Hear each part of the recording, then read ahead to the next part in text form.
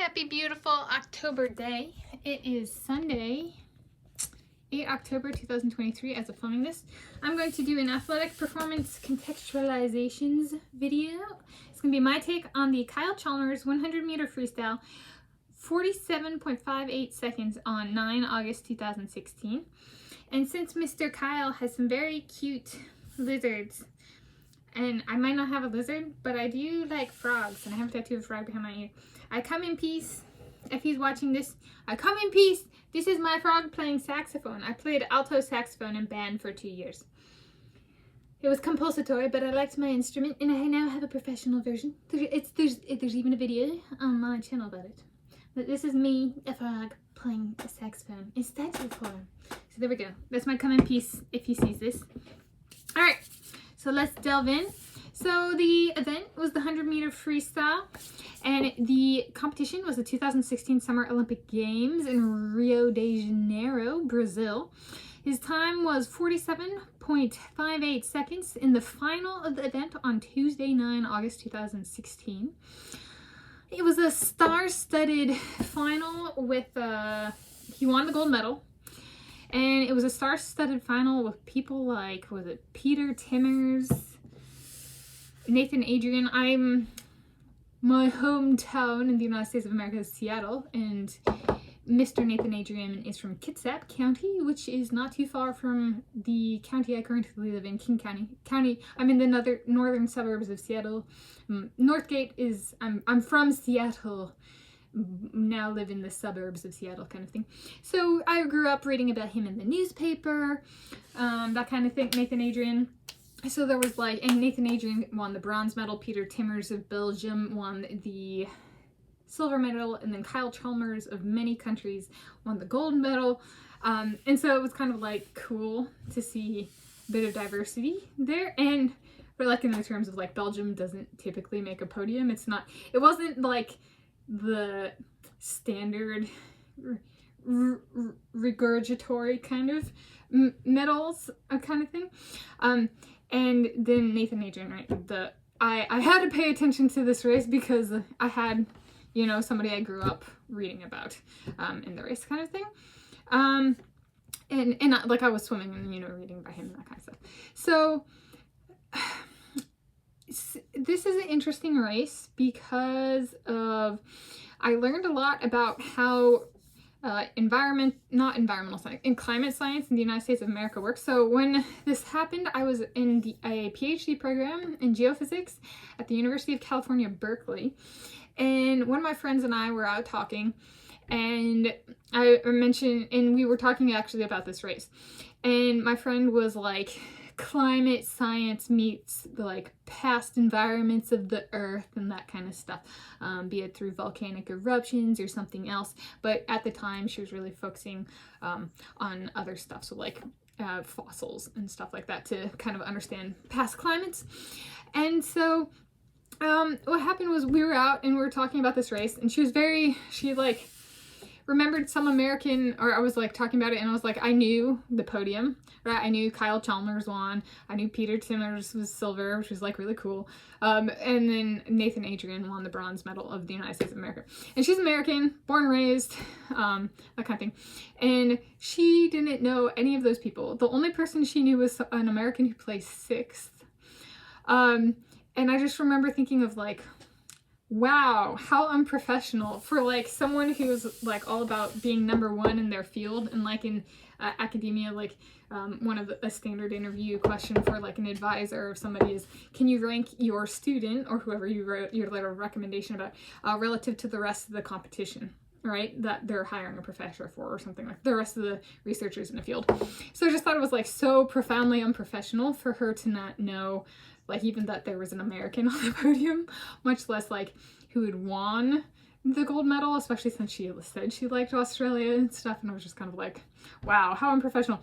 And I had, there was this, and maybe I'll do a video on this tomorrow. There was this graduate research fellowship program where we could apply to get like $35,000 of like salary each year from the National Science Foundation. And I was going through that process again in 2016, but it was 2017 application cycle. I did it in both 2016 and 2017, this application for this program. And I got an honorable mention, but which means like they thought it was good, but not worth, I wasn't worth the money. All right, and there was this one person's I read, who shall not be named for respect of that person, but their essays that they wrote for the application were a little bit unprofessional, right? But they won the award, they got the money. And so this person was like, you know, kind of unprofessional, remember the 6th place as opposed to like the American who actually made the podium. And I was like, and she was like not gonna apply for this, but she was like thinking about it, and I was like, you know what you should do? You should go ask so-and-so, this other person whose applications I'd read who was kind of unprofessional. And so I was like, you should go, I recommend asking her to see if you can like read her stuff. It might be a fit for you. I did not include the you're unprofessional, and that's why I'm sending you to this other unprofessional person. Right. And so she actually, after we had this interaction, and I was like, oh, I like Kyle Chalmers, and he's charming. I find him charming, which is kind of cute with his name. He has cute lizards, and he has charming lizards, and you know, that kind of stuff. Okay. I loved geckos growing up in like Petco and stuff, and I'd be like, I want one, but they're a lot of work, you know, like the cage and the setup. I had rodents instead. Anyway, so she actually follows my advice, goes to this other person, asks for their application materials, loves it, writes an application that she wasn't actually going to do. We both apply. I don't get the money, but she does. Right? And so I just thought it was so funny because it was like, go figures that the National Science Foundation funds unprofessional, like the people who are unprofessional. Right. So it was slightly intriguing, right? And it all started with this race. And that was over $100,000 of funding went to this person in climate science because I realized they were being unprofessional and talking about and thinking about this race, right? How they treated the race. And so then I put them in connection with the thing that allowed them to win the award. I was like, isn't that intriguing, right? It's not people actually, the quality of their research in climate science getting funded. It's them being unprofessional and other people like me pointing them to the resource so they can get money for their research, which is kind of funny because it was like, it has nothing to do with about results or how accurate the science is, just about, well, they can't come up with like their own ideas, right? So they have to be unprofessional in how they write their essays. So I thought it was kind of interesting. I was like, well, I might not have gotten the money. It is interesting that I actually, in watching this race and then applying it to how this person conducted themselves, right? People who follow that 6th place American in the 100-meter freestyle at the 2016 Summer Olympic Games, this is the men's race, right? They're just unprofessional people. It's easy to get them funding. They're entirely predictable. They're all the same. They all think the same. I point them to the same person. They get the money. That's what America funds. Unprofessionalism. People not necessarily dedicated to accurate research, so they try to hide that with the unprofessionalism, but that's what the National Science Foundation wanted. That's what they funded. End of discussion. Right? I was not funded. So, but I thought it was a really eye-opening experience in chain of events, right? And I was just kind of like, man, maybe they would have funded me if I hadn't told her, right? Go ask so-and-so for their application materials, as an example. So it was just kind of funny, right? Like I only have myself to blame. However, I wouldn't change what I said. I was just like, it's eye-opening to see that science isn't funded for science, right? And that the seeds of it are actually underperforming Americans at the Olympic Games in swimming, men's swimming. So yeah, that was intriguing. So this one is I thought I had to bring this race up. I thought I had to. I'm talking about it. I chose it, not I thought I had to.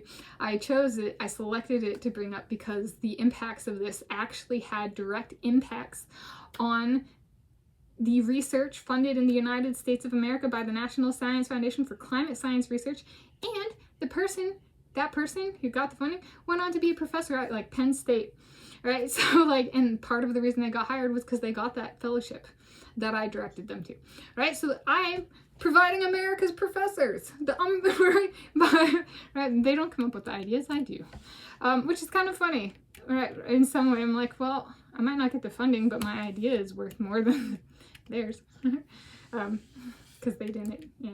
So, but it was just kind of, it was a funny, but like not funny because I didn't get the funding and I ended up quitting because I didn't get paid. You know, that was one of the reasons. So it's not actually funny, but it is eye-opening, I thought. And so I chose this one because he won the gold medal, unprofessional people got funded by the National Science Foundation, at least one from experience.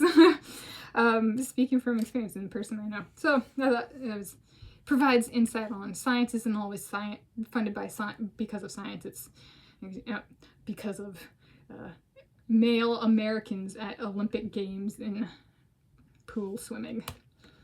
Literally. So, yeah. There's a little bit about that athletic performance contextualization. The contextualization here is a little bit more on the outside of swimming impact of a single person. This is Kyle Chalmers being professional and the unprofessional people of this world not being drawn to people who can do their job and act and perform and conduct themselves in an ethical and moral manner and be professional, which Kyle Chalmers can and does and has been. So yeah, instead they choose the unethical 6th place American for this athletic performance contextualization video. So that I thought was eye-opening, so that's why I'm sharing. Happy Sunday, 8 October 2023, as of filming this, in the community of Innis Arden in the city of Shoreline, King County, Washington State, United States of America, Planet Earth, the original.